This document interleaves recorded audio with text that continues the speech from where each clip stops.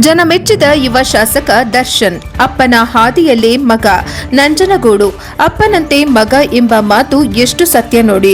3 ವರ್ಷದಲ್ಲಿ ಸುಮಾರು 480 ಕೋಟಿ ಹಣ ಮಂಜೂರು ಮಾಡಿಸಿಕೊಂಡು ಬಂದು ಅಪ್ಪ ಆರ್ ಧ್ರುವ ನಾರಾಯಣರಂತೆ ಮಗನು ಕೂಡ ನಂಜನಗೂಡು ವಿಧಾನಸಭಾ ಕ್ಷೇತ್ರವನ್ನೇ ಸುತ್ತಿ ಹಲವಾರು ವಿವಿಧ ಕಾಮಗಾರಿಗಳಿಗೆ ಭೂಮಿ ಪೂಜೆ ನೆರವೇರಿಸಿ ಜನರ ಮೆಚ್ಚುಗೆಯ ಯುವ ಶಾಸಕರಾಗಿದ್ದಾರೆ. ಲೋಕೋಪಯೋಗಿ ಇಲಾಖೆಯ ವತಿಯಿಂದ 10 ಕೋಟಿ 48 ಲಕ್ಷ ರು ವೆಚ್ಚದಲ್ಲಿ 25 ವರ್ಷದಿಂದ ನೆನೆಗುದಿಗೆ ಬಿದ್ದಿದ್ದ ಹೆಡಿಯಾಲ ಹಾಗೂ ಉಪ್ಪನಹಳ್ಳಿ ಸೇತುವೆ ಅಗಲೀಕರಣ ಕಾಮಗಾರಿ ಹಾಗೂ ಕಸ್ವಿನಹಳ್ಳಿ ಹೈಸ್ಕೂಲ್ ಪಿಯು ಕಾಲೇಜ್ ಆಗಿ ಪರಿವರ್ತನೆ, ದೇವೇಗೌಡನಪುರ ಹಾಗೂ ಹುರ ರಸ್ತೆ ಡಾಂಬರೀಕರಣ ಕಾಮಗಾರಿಗಳಿಗೆ ಪೂಜೆ ನೆರವೇರಿಸಲಾಯಿತು. ನಂತರ ಶಾಸಕ ದರ್ಶನ್ ಧ್ರುವ ನಾರಾಯಣ್ ಮಾತನಾಡಿ, ಸುಮಾರು 25 ವರ್ಷಗಳಿಂದ ನೆನೆಗುದಿಗೆ ಬಿದ್ದಿದ್ದ ಕಾಮಗಾರಿಗೆ ಇಂದು ಚಾಲನೆ ನೀಡಿದ್ದೇವೆ. ಕಾಡಂಚಿನ ಪ್ರದೇಶದಲ್ಲಿ ಮನುಷ್ಯ ಹಾಗೂ ವನ್ಯಜೀವಿ ಸಂಘರ್ಷದಿಂದ ರೈತರಿಗೆ ಸಮಸ್ಯೆ ಉಂಟಾಗಿತ್ತು.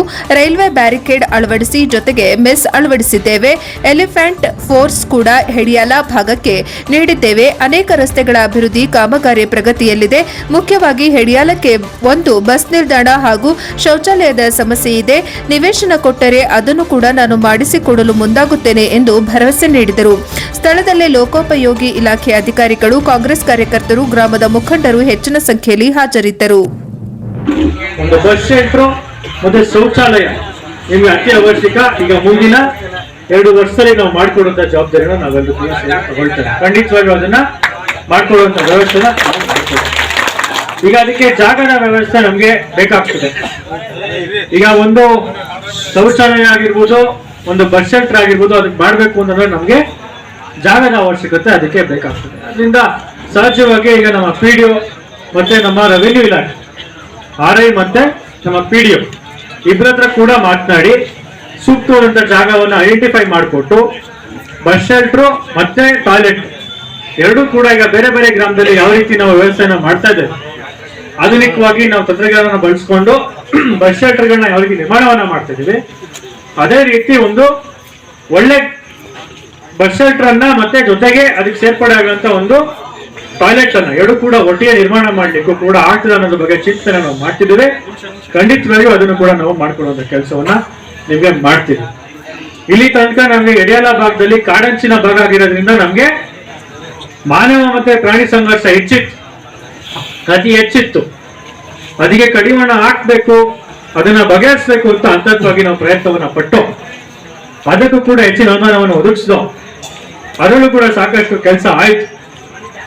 ಈಗ ಮುಂದಿನ ದಿನಗಳಲ್ಲಿ ಮತ್ತಷ್ಟು ಅಭಿವೃದ್ಧಿ ಕಾರ್ಯಗಳು ಇಲ್ಲಿ ಆಗಬೇಕಾಗಿದೆ. ಸಮುದಾಯ ಭವನಗಳ ನಿರ್ಮಾಣ ಆಗಬೇಕಾಗಿದೆ. ಉಳಿಕೆ ಇರುವಂತಹ CC ರಸ್ತೆ ಚರಂಡಿಗಳಾಗಬೇಕಾಗಿದೆ. ಈಗಾಗಲೇ ಅಭಿವೃದ್ಧಿ ಕಾರ್ಯಗಳು ಯಾವ ರೀತಿ ನಮ್ಮ ಕ್ಷೇತ್ರದಲ್ಲಿ ಆಗ್ತಾ ಇದೆ ಅನ್ನೋದ್ರ ಬಗ್ಗೆ ತುಂಬಾ ವಿಸ್ತಾರವಾಗಿ ಕೇಶವಮೂರ್ತಿ ಸಾಹೇಬರು ಈಗಾಗಲೇ ಮಾತನಾಡಿದ್ದಾರೆ. ಅದ್ರ ಬಗ್ಗೆ ನಾನು ಹೆಚ್ಚು ಮಾತನಾಡಕ್ ಹೋಗುದಿಲ್ಲ. ನಿಮಗೂ ಕೂಡ ಈ ವಿಚಾರದ ಬಗ್ಗೆ ಗೊತ್ತಿದೆ. ನಮ್ಮ ಕ್ಷೇತ್ರಕ್ಕೆ ಇಲ್ಲಿವರೆಗೂ ಕೂಡ ಗೌರವಾನ್ವಿತ ಮುಖ್ಯಮಂತ್ರಿಗಳಾಗಿದ್ದಂತ ಸಿದ್ದರಾಮಯ್ಯ ಸಾಹೇಬರು, ಈಗಿನ ಮುಖ್ಯಮಂತ್ರಿಗಳಾಗಿರುವಂತ DK ಶಿವಕುಮಾರ್ ಸಾಹೇಬರ ಆಶೀರ್ವಾದದಿಂದ ಅನೇಕ ಕೆಲಸ ಕಾರ್ಯಗಳು ಆಗಿರುವಂಥದ್ದು. ಅದರಲ್ಲೂ ವಿಶೇಷವಾಗಿ ರಸ್ತೆಗಳಿಗೆ ಸಂಬಂಧಪಟ್ಟಂತೆ ತಾವೆಲ್ಲರೂ ಕೂಡ ಬಳಕೆ ಮಾಡಿರ್ಬೋದು ಅಂತ ನಾನು ಭಾವಿಸಿದ್ದೀನಿ. ಉಳ್ಳಳ್ಳಿಯಿಂದ ಉರಾದಿಂದ ಕಡ್ಜಟ್ಟಿವರೆಗೂ ಈಗ ರಸ್ತೆ ಮುಂಚೆ ಯಾವ ರೀತಿ ಇತ್ತು, ಈಗ ಯಾವ ರೀತಿ ಆಗಿದೆ ಅನ್ನೋದನ್ನ ತಾವೆಲ್ಲರೂ ಕೂಡ ನೋಡ್ತಾ ಇದ್ದೀವಿ. ಉಳ್ಳಳ್ಳಿ ಕೇಂದ್ರ ಸ್ಥಾನದಲ್ಲಿ ಇದ್ದಂತ ರಾಜ್ಕುಮಾರ್ ರಸ್ತೆ ಮುಂಚೆ ಯಾವ ರೀತಿ ಇತ್ತು, ಈಗ ಯಾವ ರೀತಿ ಆಗಿದೆ ಅನ್ನೋದನ್ನ ತಾವು ನೋಡ್ತಾ ಇದ್ದೀರ. ಇನ್ನು ನಮ್ಮ ಆ ಭಾಗದಲ್ಲಿ ದೇವಸ್ಥಾನಿ ರಸ್ತೆ, ಆ ರಸ್ತೆಯನ್ನು ಕೂಡ ನಮ್ಮ ಪಟ್ಟಣಕ್ಕೆ ಸಮೀಪದಲ್ಲಿ ಇದ್ರೂ ಸುಮಾರು 20-25 ವರ್ಷಗಳಿಂದ ರಸ್ತೆ ಆಗಿರಲಿಲ್ಲ. ಆ ರಸ್ತೆನೂ ಕೂಡ ಈಗ ಡಾಂಬರೀಕರಣ ಆಗ್ತಾ ಇದೆ. ಮುಂಚೆ ಯಾವ ರೀತಿ ಇತ್ತು, ಈಗ ಯಾವ ರೀತಿ ಆಗಿದೆ ಅನ್ನೋದನ್ನ ಈಗ ನೀವು ನೋಡಬಹುದು. ಅದೇ ರೀತಿ ಅನೇಕ ಗ್ರಾಮಗಳಲ್ಲಿ ಆ ಬೀದಿಗೆ ಸಂಬಂಧಪಟ್ಟಂತಹ CC ರಸ್ತೆಗಳಾಗಿರ್ಬೋದು, ಚರಂಡಿಗಳಾಗಿರ್ಬೋದು, ಈಗಾಗಲೇ ಕೇಶಮೂರ್ತಿ ಸಾಹೇಬ್ ಹೇಳಿದಂಗೆ ಸುಮಾರು 20 ಕೋಟಿ ಅನುದಾನವನ್ನು ಸಾಮಾನ್ಯ ವರ್ಗಗಳ ಬೀದಿಗಳ ಅಭಿವೃದ್ಧಿಗೆ ನಾವು ಮೀಸಲಿಟ್ಟಿದ್ದು 2023-24 ಸಾಲಿನಲ್ಲಿ. ಕಳೆದ ಸಾಲಿನಲ್ಲಿ 2025-26ನೇ ಸಾಲಿನಲ್ಲೂ ಕೂಡ ಬಂದಂತ 50 ಕೋಟಿ ರೂಪಾಯಿ ಅನುದಾನದಲ್ಲಿ ಸುಮಾರು 700 ಕೋಟಿ ರೂಪಾಯಿಗಳನ್ನ ಸಾಮಾನ್ಯ ವರ್ಗಗಳ ಬೀದಿಗಳ ಅಭಿವೃದ್ಧಿಗೆ ಮೀಸಲಿಟ್ಟು ಭಾಗಶಃ ಅಭಿವೃದ್ಧಿ ಕಾರ್ಯಕ್ಕೆ ಈಗಾಗಲೇ ನಾವು ಭೂಮಿ ಪೂಜೆನ ಕೂಡ ನಾವು ಮಾಡಿದ್ದೀವಿ. ಅದರಿಂದ ಸಮಗ್ರವಾಗಿ ನಮ್ಮ ಗ್ರಾಮೀಣ ಭಾಗಗಳ ಅಭಿವೃದ್ಧಿ ಆಗಬೇಕು. ಸಿಸಿ ರಸ್ತೆಗಳಾಗಿರ್ಬೋದು, ಚರಂಡಿಗಳಾಗಿರ್ಬೋದು, ಡಾಂಬರ್ ರಸ್ತೆಗಳಾಗಿರ್ಬೋದು ಹೆಚ್ಚೆಚ್ಚು ಅಭಿವೃದ್ಧಿ ಆಯಿತು ಅಂತಂದ್ರೆ ಸುಮಾರು 20-25 ವರ್ಷಗಳಿಂದ ಆಗದೇ ಇರುವಂತ ರಸ್ತೆಗಳು ಈಗ ಅಭಿವೃದ್ಧಿ ಆಯಿತು ಅಂತಂದ್ರೆ ಹೆಚ್ಚು ಸೌಕರ್ಯಗಳನ್ನ ತಾವೆಲ್ಲರೂ ಕೂಡ ಪಡ್ಕೊಬಹುದು ಅನ್ನೋ ನಿಟ್ಟಿನಲ್ಲಿ ಈ ಕಾರ್ಯಗಳನ್ನ ನಾವು ಪ್ರಾಮಾಣಿಕವಾಗಿ ಮಾಡಿಕೊಂಡು ಹೋಗ್ತಾ ಇದ್ದೇವೆ. ಇವತ್ತು ನಮ್ಮ ತಾಲೂಕಿಗೆ ಇವತ್ತು ಒಂದೇ ದಿವಸ ಬೆಳಿಗ್ಗೆಯಿಂದಲೂ ಉಪ್ನಳ್ಳಿನಲ್ಲಿ ಒಂದು ಸೇತುವೆ ನಿರ್ಮಾಣ ಕಾಮಗಾರಿ ಸುಮಾರು 1,50,00,000 ರೂಪಾಯಿಗಳಿಗೆ ನಾವು ಭೂಮಿ ಪೂಜೆನ ನಾವು ಮಾಡಿದ್ರು. ಅದಾದ ಬಳಿಕ ನಮ್ಮ ದೇವೇಗೌಡಪುರದಲ್ಲೂ ಕೂಡ ಈಗಾಗಲೇ ಸುಮಾರು ಈಗಷ್ಟೇ ಭೂಮಿ ಪೂಜೆನ ಸುಮಾರು 4,98,00,000 ವೆಚ್ಚದ ಕಾಮಗಾರಿಗೆ ಇವತ್ತು ನಾವು ಭೂಮಿ ಪೂಜೆನ ಮಾಡಿದ್ದೀವಿ.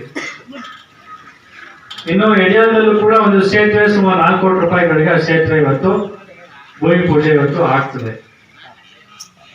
ಒಟ್ಟಾರೆಯಾಗಿ ಸುಮಾರು 10,48,00,000 ವೆಚ್ಚದ ಕಾಮಗಾರಿಗಳಿಗೆ ಇವತ್ತು ಒಂದೇ ದಿವಸ ನಾವು ಭೂಮಿ ಪೂಜೆನ ಇವತ್ತು ನಾವು ಮಾಡಿದ್ದೇವೆ. ಇವತ್ತು ಒಂದೇ ದಿವಸದಲ್ಲಿ ಸುಮಾರು 10,48,00,000 ವೆಚ್ಚದ ಕಾಮಗಾರಿ ಒಂದೇ ದಿವಸದಲ್ಲಿ ಭೂಮಿ ಪೂಜೆನ ಮಾಡಿದ್ದೀವಿ.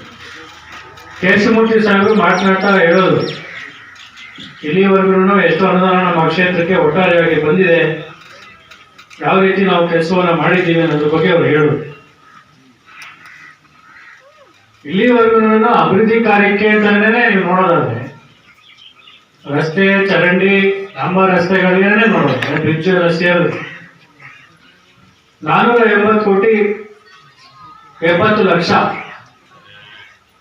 480 ಕೋಟಿ 70 ಲಕ್ಷ ವರ್ಷದ ಕಾಮಗಾರಿ ಬರೀ ಅಭಿವೃದ್ಧಿ ಕಾರ್ಯಗಳಿಗೆ 3 ವರ್ಷದಲ್ಲಿ ಕೊಟ್ಟಿರುವಂಥದ್ದು.